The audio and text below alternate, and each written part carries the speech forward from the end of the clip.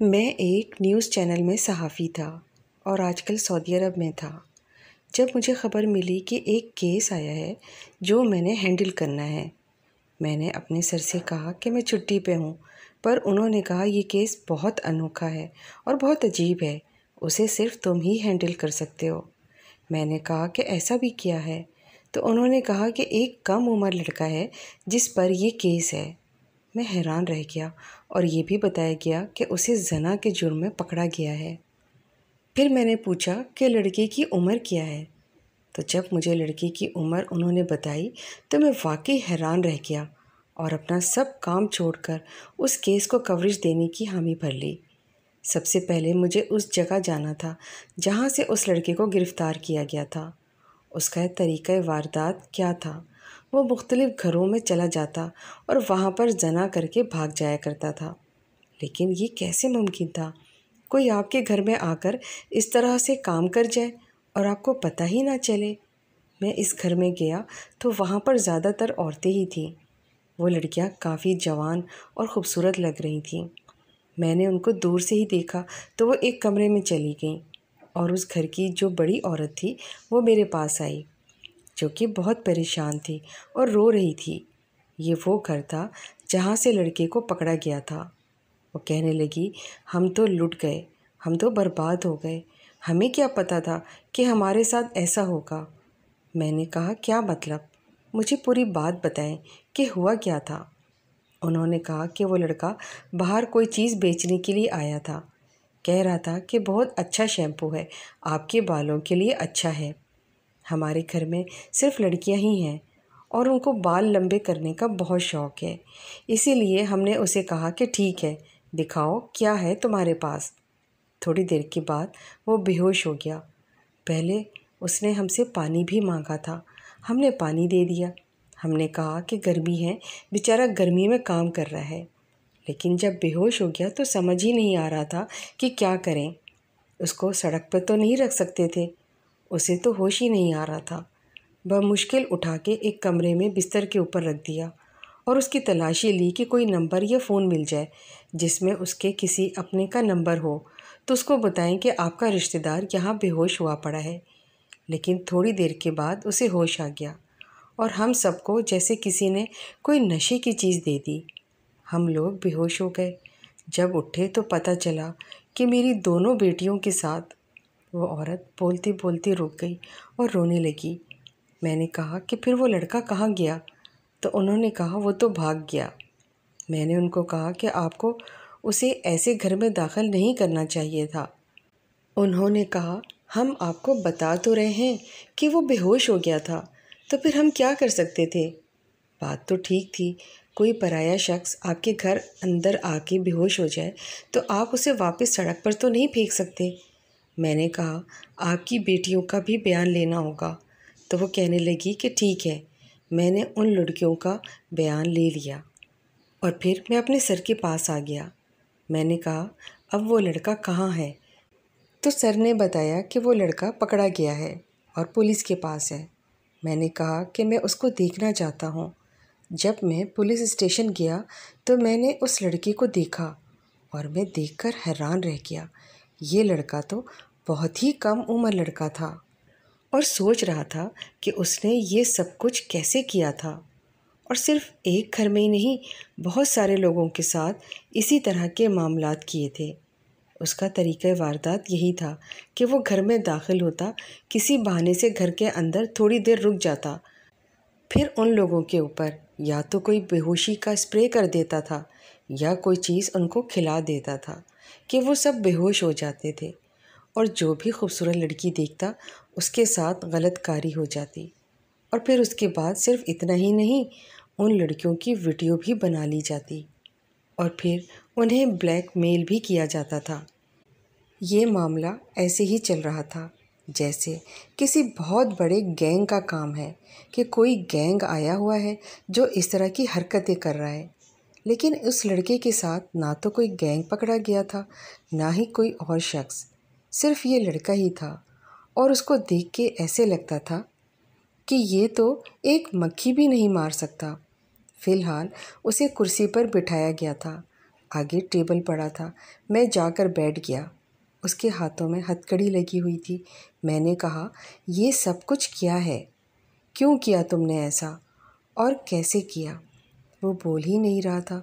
मैंने कहा कि अगर तुम बोलोगे नहीं तो तुम्हारे लिए बड़े मसले बन जाएंगे। उसने कहा, मेरे लिए पहले ही बहुत बड़ा मसला बन गया। वो बहुत डरा हुआ था। मैंने कहा कि तुम मानते तो हो ना कि तुमने ये सब कुछ किया है? तो इस बात का उसने जवाब नहीं दिया। जितने भी घरों ने रिपोर्ट की थी उन सब से मैंने पूछगछ की थी। उन्होंने इसी तरह की कहानियाँ सुनाई थी कि ये लड़का किसी काम से आता था और बेहोश हो जाता था। फिर कहता था कि मुझे बहुत भूख लगी है। मुख्तलिफ कहानियाँ सुनाता था। किसी को कहता था कि मेरी माँ नहीं है, तो किसी को कहता था कि मेरे बाप ने मेरी माँ पर हाथ उठाया है। मेरे घर में बहन भाई भूखे हैं। रोता था, बिलखता था। इस तरह की बातें करके लोगों को अपने जाल में फंसा लेता था। मैंने कहा कि 3-4 दिन से खाना नहीं खाया। फिर कभी कभी तो ऐसा भी होता था, किसी घर के सामने बैठकर रोना शुरू कर देता था और वो लोग रहमदिली में आके उसकी मदद करने के लिए उसे अंदर ले जाते थे। किसी भी शख्स के घर में घुसना कोई आसान काम नहीं है और कोई भी किसी गैर आदमी को इतनी आसानी से अपने घर में आने की इजाज़त नहीं देता। लेकिन इतनी कम उम्र वाले लड़के पे कोई भी भरोसा कर सकता है, और ये भरोसा ही था जिसकी वजह से उसने ये सब कुछ किया था। अभी तक कुछ ख़ानदान ऐसे थे जिन्होंने रिपोर्ट ही नहीं करवाई थी। वो कह रहे थे कि हम अपनी इज्जत दांव पे नहीं लगाना चाहते, पता नहीं इंसाफ मिलेगा या नहीं, और उसने किसी सवाल का जवाब नहीं दिया। मैंने कहा कि अगर तुम बोलोगे नहीं तो मैं तुम्हारी मदद नहीं कर पाऊँगा, पर वो बोल ही नहीं रहा था। ये सब हमारे ऐसे ही तरीके होते हैं ताकि मुजरिम से हम पूछ सकें कि वो ये सब क्यों करता रहा है। मैं बाहर आया तो मेरे एक दोस्त ने कहा कि देखो आजकल के हालात, इस लड़के ने इतने बड़े बड़े गुनाह किए हैं। उसकी उम्र देखो, उसकी शक्ल देखो और उसके काम देखो। मैंने कहा कि तुम ठीक कह रहे हो, ज़माना बहुत तेज़ी से बुराई की तरफ जा रहा है, लेकिन अब हमारा काम तो तकरीबन ख़त्म ही हो गया। मामला सीधा है, इसको पकड़ लिया गया है, अब उसको सज़ा हो जाएगी। उस आदमी ने कहा, लेकिन उसने अपना गुनाह कबूल नहीं किया है। मैंने कहा कि हाँ, कबूल नहीं किया, पर इतने सारे गवाह हैं। कुछ घरों के आगे सीसीटीवी कैमरे भी लगे हुए थे, उसके अंदर उसी की फुटेज थी। एक फुटेज में तो ये बाकायदा रो रहा था और अंदर से एक लड़की निकली जो उसको मदद करने के लिए अंदर ले गई, और फिर उसी लड़की ने रिपोर्ट करवाई थी कि वो बहुत परेशान थी। एक अजीब बात ये भी थी कि घर के सारे लोग बेहोश हो जाते थे और घर में से और कोई सामान भी नहीं जाता था। सिर्फ एक ही गुनाह को बार बार किया जा रहा था। मतलब कि ये लड़का चोर नहीं था, उसने कभी कोई चोरी नहीं की थी। अब उसकी जज के सामने पेशी थी। हम सब भी वहाँ पे मौजूद थे। मेरे सर ने ठीक कहा था, ये केस ज़रूरत से ज़्यादा ही दिलचस्प था और अजीब भी। जज ने कहा कि तुम्हारी उम्र कम है, तुम्हें बच्चों की जेल में रखा जाएगा, लेकिन जैसे ही तुम 18 साल के हो जाओगे उसके बाद तुम्हें बहुत सख्त सज़ा दी जाएगी। तुम्हें फांसी भी हो सकती है और उम्र कैद भी। पर पहले तुम ये बताओ, तुमने ये सब कुछ क्यों किया? तो वो खामोश हो गया। जज ने कहा कि कुछ तो बोलो, पर वो नहीं बोल रहा था। फिर जज ने कहा कि तुम्हारी कोई आखिरी ख्वाहिश है? तो उसने एक अजीब सी ख्वाहिश का इजहार कर दिया। उसने कहा कि हाँ, मेरी एक ख्वाहिश है, क्या आप पूरी करवाएंगे? हम लोगों ने कहा, अब देखो कैसे फर बोल रहा है और पहले नहीं बोल रहा था। फिर जज ने कहा, तुम्हारी आखिरी ख्वाहिश बाद में पूरी करवा दी जाएगी।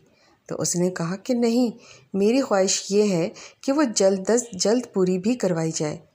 उसके बाद आप लोग मेरे साथ जो भी करें, मुझे कोई मसला नहीं है। जज ने कहा कि क्या है तुम्हारी आखिरी ख्वाहिश? तो कहने लगा, मैं आखिरी दफ़ा स्विमिंग पूल में नहाना चाहता हूँ। जब हम लोगों ने इसकी ये ख्वाहिश सुनी तो हम लोग हैरान रह गए कि ये किस किस्म की बात है, और ये कैसी ख्वाहिश है, ऐसी ख्वाहिश तो आज तक कभी किसी ने नहीं की होगी। फिर उससे पूछा गया कि तुमने ऐसी ख्वाहिश का कैसे सोचा? तो उसने कहा कि मुझे पानी बहुत पसंद है। हमें इसकी इस बात पर यकीन नहीं हो रहा था, क्योंकि अब हमें इसकी किसी भी बात पर यकीन करना ही नहीं चाहिए था। लेकिन उसने इतना कहकर अपनी ज़बान फिर से ताला लगा लिया था। खैर, जज ने कहा कि अब इसकी आखिरी ख्वाहिश है तो पूरी तो करवानी पड़ेगी। जज ने हुक्म दे दिया कि पूरी सिक्योरिटी और एहतमाम के साथ इसको किसी प्राइवेट स्विमिंग पूल कंपनी में ले जाओ, जहाँ पे उस वक्त और कोई भी मौजूद ना हो, और उसे उसकी आखिरी ख्वाहिश पूरी करने के बाद बच्चों की जेल में भेज दिया जाए, और जैसे ही 18 साल का हो उसको सज़ा दे दी जाएगी, क्योंकि उसने एक नहीं ना जाने कितने घर बर्बाद किए थे। ये इस काम में बहुत अरसे से लगा हुआ था। एक घर से तो ये बयान भी लिखवाया गया था कि उनके घर की 2 लड़कियां माँ बनने वाली हैं, क्योंकि 1-2 महीने पहले उनके साथ भी यही हुआ था। जब ये ख़बर सब लोगों को पता चल गई कि उस शख्स को पकड़ लिया गया है जो घर घर जाके ये सब कर रहा था, तो लोगों ने अब सामने आना शुरू कर दिया था, क्योंकि मुजरिम पुलिस के हाथों में था। मुझे ये सुन के बहुत अफसोस हुआ कि अब इन लड़कियों की ज़िंदगी का क्या होगा, जिनके साथ घर बैठे ही इतने बुरे सलूक किए गए। लेकिन ये सब कुछ इसी ने किया था। उसकी इस अनोखी आखिरी ख्वाहिश की तकमील के लिए हम लोग एक प्राइवेट स्विमिंग पूल में पहुंच गए और उन लोगों को बताया कि हम लोग क्या चाहते हैं। उन्होंने कहा कि अगर आप पैसे दें तो ठीक है, जैसा आप चाहेंगे वैसे ही होगा। हमने सारा एरिया खाली करवा लिया और आसपास पहरे पे कुछ लोग भी खड़े कर दिए, क्योंकि कुछ कैदी बहुत ज़्यादा चालाक होते हैं। इस तरह की आखिरी ख्वाहिश करते हैं कि जिसमें उनको भागने के इम्कानात ज़्यादा नज़र आते हैं और वो पागल बना के भाग जाते हैं। एक दफ़ा ऐसे ही हुआ था कि एक शख्स ने कहा था कि वो एक कमरे में एक पूरा दिन गुजारना चाहता है, बस यही उसकी आखिरी ख्वाहिश है, और मौका देख के वो वहाँ से भाग गया था। उस लड़के को कहा कि ठीक है, अब यहाँ पे कोई नहीं है, तुम अपनी आखिरी ख्वाहिश पूरी कर सकते हो।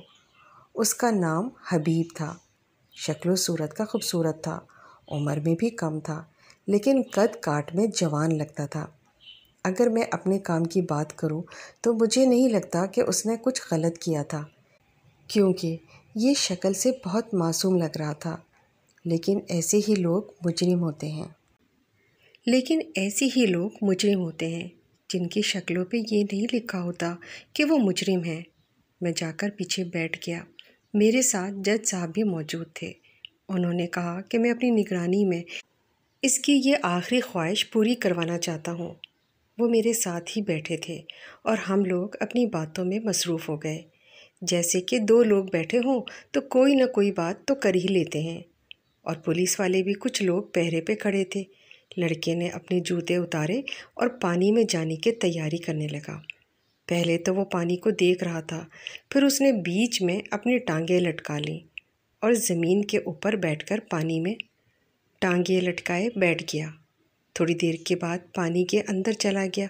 जाहिर है अगर उसने ये आखिरी ख्वाहिश की थी कि मुझे स्विमिंग पूल में तैराकी करनी है, तो फिर उसको तैराकी भी आती ही होगी। लेकिन थोड़ी देर के बाद ही हमने ऐसा मंजर देखा कि हम हैरान रह गए। वो पानी से बाहर ही नहीं आ रहा था, पानी के नीचे चला गया था। इतना तजर्बाकार तो नहीं लग रहा था, क्योंकि पानी में जाने से पहले वो काफ़ी घबराया हुआ लग रहा था। मैंने पानी की तरफ देखा तो वो लड़का ऊपर ही नहीं आ रहा था। मैंने जज साहब से कहा, ये क्या मामला है? लड़का तो पानी के नीचे से ऊपर ही नहीं आ रहा। वो भी थोड़ा अलर्ट हो गए कि हाँ, मामला थोड़ा गड़बड़ ही लग रहा है। फिर एक आदमी को इशारा किया कि ज़रा आगे जाके देखे कि क्या है। उसने देखा तो फ़ौरन से पानी में छलांग लगा दी। हम लोग भी हैरान हुए। उसने कहा कि लड़का तो डूब रहा है। उसका मतलब कि वो सज़ा से बचने के लिए ख़ुदकुशी करने की कोशिश कर रहा था, क्योंकि शायद वो जेल नहीं जाना चाहता था। जितनी उसकी उम्र थी उससे उसी तरह की बात की तवक्को की जा सकती थी। लेकिन उससे पहले जो उसने कारनामे किए थे वो फिर कैसे कर गुजरा। अगर वो इतना ही बुज़दिल था तो ये सब उसने कैसे कर लिया। उसे पानी से निकाला तो उसकी सांसें बहुत हल्की चल रही थी। फ़ौरन डॉक्टर के पास लेकर भागे। जज साहब भी परेशान हो गए और हम सब भी परेशान हो गए कि ये क्या मामला हो गया। हम लोग फ़ौरन डॉक्टर के पास भागे। जब डॉक्टर को बताया कि ये वही लड़का है जिसकी खबर आज सुबह से बहुत ज़्यादा उड़ी हुई है, तो डॉक्टर भी थोड़ा हैरान हुआ कि ये है वो लड़का। मैं तो समझा कोई जवान आदमी होगा। हमने कहा कि हाँ, यही है। उन्होंने उसको फ़ौरन चेक करना शुरू कर दिया। हमारी आंखों के सामने ही उसे होश तो आ गया था। उसके पेट में पानी की आवाज़ें भी आ रही थी और उसके मुंह से पानी भी निकल रहा था, यानी कि उसकी हालत पहले से ठीक हो गई थी। वो होश में आ गया था और ज़िंदा भी था। लेकिन डॉक्टर ने कहा कि मुझे उसे कुछ देर मज़ीद अपने पास रखना होगा, क्योंकि मुझे मामला कुछ और ही लग रहा है। हमने कहा कि लेकिन ये आपके साथ ज़्यादा देर नहीं रह सकता, क्योंकि यह आपको चकमा देकर भाग सकता है। फिर उन्होंने कहा कि ठीक है, ऐसा करें कि आप अपने 2 लोगों को भी मेरे साथ भेज दें, लेकिन मुझे मामला कुछ ख़राब लग रहा है। हमने कहा कि क्या मतलब? तो उन्होंने कहा, मैं आपको भी बताता हूँ। वो 2 घंटे के लिए लड़के को अंदर लेकर चले गए। इस हिस्से में हमें जाने की इजाज़त नहीं थी, लेकिन हमने अपने 2 लोगों को अंदर भेज दिया था। उसके बाद डॉक्टर साहब ने हमको अपने कमरे में बुलाया और कहा, इस लड़के के जिस्म के अंदर हमें एक ऐसी चीज़ मिली है जो इस बात की निशानदेही करती है कि आप लोग जो समझ रहे हैं ये वो नहीं है।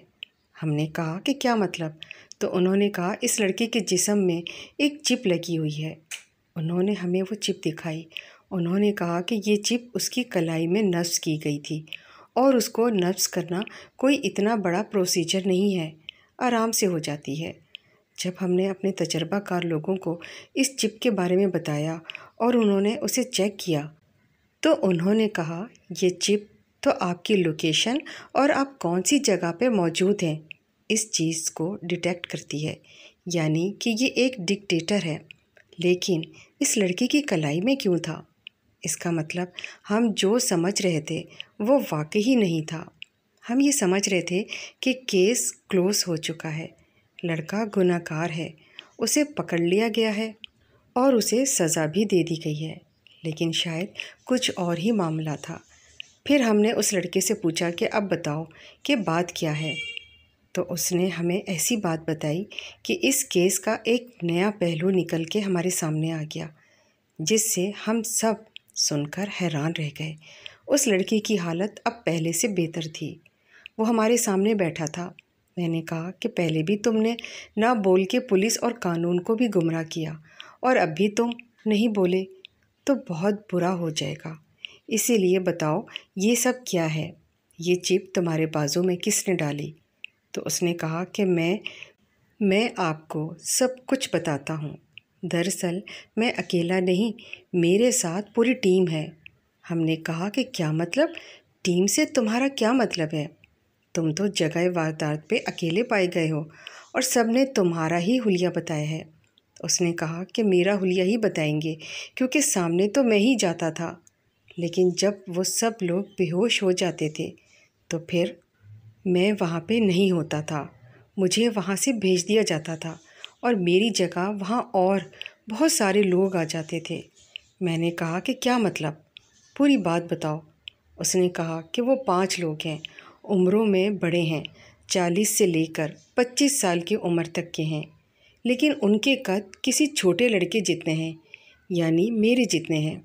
इसीलिए सब समझते हैं कि जो कुछ किया है वो किसी छोटे कद के इंसान ने किया है, और क्योंकि मंज़र पे मैं ही होता हूँ तो मुझ पर ही इल्ज़ाम लग जाता है। मेरा काम सिर्फ़ इतना है कि मैं घर के अंदर चला जाऊँ और मौका देख के उनको किसी तरह से बेहोश कर दूँ। मेरे पास एक छोटा सा धुआं देने वाली डिवाइस होती है, जिसे मैं घर के एक कोने में रख देता हूँ। उसमें से इस तरह की स्मेल उड़ती है कि सब लोग बेहोश हो जाते हैं और उसके बाद वो लोग जो चाहे करते हैं, क्योंकि उनके लिए ये सब कुछ मजाक है, एन्जॉयमेंट है। उनको ये सब करना अच्छा लगता है और मंज़र पर मुझे रखा है, क्योंकि एक लड़के भी किसी को शक नहीं होता। ये तो मैं तब पकड़ा गया जब मामलात बहुत आगे निकल गए और इस काम को करते हुए काफ़ी सारे साल गुजर गए। हमने कहा कि तुमने स्विमिंग पूल में तैराकी करने की आखिरी ख्वाहिश क्यों की थी? तो उसने कहा कि मैं डर गया था। मुझे बहुत डर लग रहा था कि मैं जेल नहीं जाना चाहता था, क्योंकि मैंने कुछ किया ही नहीं था। इसीलिए सोचा कि जान दे देता हूँ ताकि मुझे जेल भी ना जाना पड़े। नहीं तो आप लोग मुझे फांसी की सज़ा दे देते। मैं फांसी के ज़रिए नहीं मरना चाहता था। उन्होंने कहा कि तुम उन लोगों के साथ काम क्यों करते हो? अगर वो तुमसे उम्र में बड़े हैं तो फिर तुम्हारा उनके साथ होना बिला वजह तो नहीं हो सकता। जब उस लड़के ने एक और बड़ी अजीब बात बताई। उसने कहा, उनके पास मेरी एक बहन है। हमने कहा, क्या मतलब? उसने कहा, मेरी छोटी बहन, वो बहुत छोटी है, 4 साल की है, जो कि उन लोगों के पास है। उन्होंने उसे अपने पास रखा हुआ है। वो कहते हैं, अगर तुमने हमारी बात नहीं मानी तो हम तुम्हारी बहन को जान से मार देंगे। इसीलिए मैं ये सब कुछ करता हूँ। लेकिन अब मुझे पता चल गया कि मैं अपनी बहन को भी बचा नहीं पाऊँगा। इसीलिए ख़ुदकुशी करना चाहता था, क्योंकि जब मैं अपनी बहन की हिफाजत ही नहीं कर पाया तो ज़िंदा रहकर क्या करता। मैं आप लोगों को उनका पता भी इसलिए नहीं बता रहा था क्योंकि मैं आप लोगों के पास हूँ। ये बात भी वो जानते हैं, और अगर उनको पता चल गया कि मैंने आपको सब कुछ बता दिया है तो वो मेरी बहन को ज़िंदा नहीं छोड़ेंगे। और ये सब कहने के बाद लड़के ने फूट फूट के रोना शुरू कर दिया और हम सब हैरान रह गए कि वाकई इस केस की जड़ें तो बहुत अंदर तक फैली हुई थी। मैं ये सब कुछ नोट कर रहा था क्योंकि मुझे इस पे पूरी रिपोर्ट बना के फिर आवाम के सामने भी पेश करनी थी, और अब ये बात आवाम के सामने रखना हमारी मजबूरी बन गया था, क्योंकि सबको इस बारे में पता था। इसका मतलब ये कि लड़का बेकसूर था। उसका कसूर इतना तो नहीं था कि उसको जेल भेज दिया जाता। ये तो खुद मजबूर था और ख़ुद विक्टिम था, मुजरिम नहीं था। उसको हमने एक महफूज मकाम पर मुंतकिल कर दिया और मैंने उसे यकीन दिलाया कि ये लोग तुम्हारी मदद करेंगे। मैं भी सबको बताऊंगा कि तुम्हारी गलती नहीं थी और तुम्हारी बहन को भी बचा लिया जाएगा। तुम फिक्र नहीं करो। अब उन लोगों को पकड़ना पुलिस का काम था। लेकिन मैं हैरान था कि उन्होंने किस तरह से ये चाल चली थी। मंजर पे इस लड़के को रखा था और उसके पीछे पूरा गैंग था। पुलिस सरगर्म हो गई। लड़के से उनके हुलिये पूछे गए। उसे मुख्तलिफ़ लोगों की तस्वीरें दिखाई गईं। कुछ मुजरिम पुलिस को मतलूब थे। उनका पूरा एक एल्बम था। 2 लोग तो उनमें से ही निकल आए। लड़के ने कहा, ये दोनों भी हैं। इस गैंग में बाकी 3 लोगों का पता नहीं था। जब उनको पकड़ लिया गया तो पुलिस ने एक बहुत बड़ी प्रेस कॉन्फ्रेंस भी की, जिसमें उनको भी बिठाया गया और उस लड़के को भी। सारी कहानी मैंने अवाम के सामने पेश की और उनको बताया कि मामला क्या था। सब लोग हैरान थे। मैंने उन लड़कों को देखा। वाकई उनके कद छोटे छोटे थे, लेकिन उम्र में वो बहुत ज़्यादा थे। पता चला कि वो 3 भाई हैं और उनमें से 2 आपस में कज़न हैं, यानी कि एक दूसरे के रिश्तेदार थे।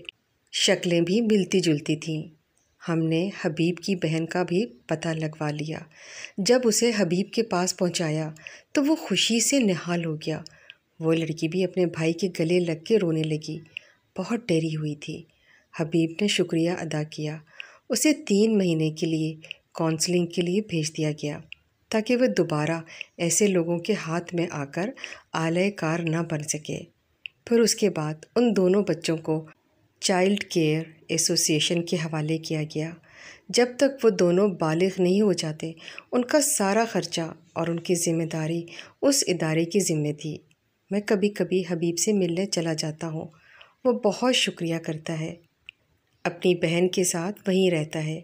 ये भी पता चला है उसके माँ बाप उस दुनिया से यूं ही नहीं गए।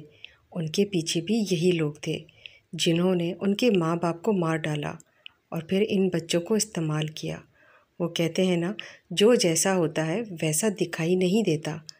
अगर हम लोग इस केस की तह तक नहीं पहुंचते तो हम शायद अभी हबीब को सज़ा सुना के जेल में भी डाल चुके होते।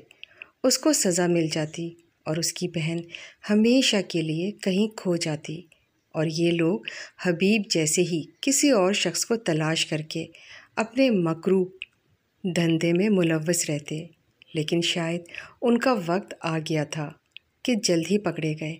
लेकिन मैं अभी भी ये सोच के हैरान होता हूँ कि उन्होंने कितना गहरा खेल रचाया था, उस तक कोई पहुँच ही नहीं सकता था। आप लोग बताएं, आपने भी यही सोचा था कि ये सब कुछ हबीब ने किया होगा, या आपके दिमाग में ये बात भी आई थी कि शायद उन सब के पीछे कोई और हो? क्योंकि हर घर में से हबीब को ही निकलते और जाते देखा जा रहा था। वही घर के अंदर जाता था और वही निकलता था, और लोग कहते थे एक ही लड़का था जो छोटे कद का था, वही हमारे घर में आया था और उसी के बाद ये सब कुछ हुआ था। अल्लाह सबको ऐसे घिनौने लोगों से महफूज रखे। उम्मीद करती हूँ मेरी आज की ये सच्ची कहानी आपको पसंद आई होगी। वीडियो को लाइक और शेयर कर दें।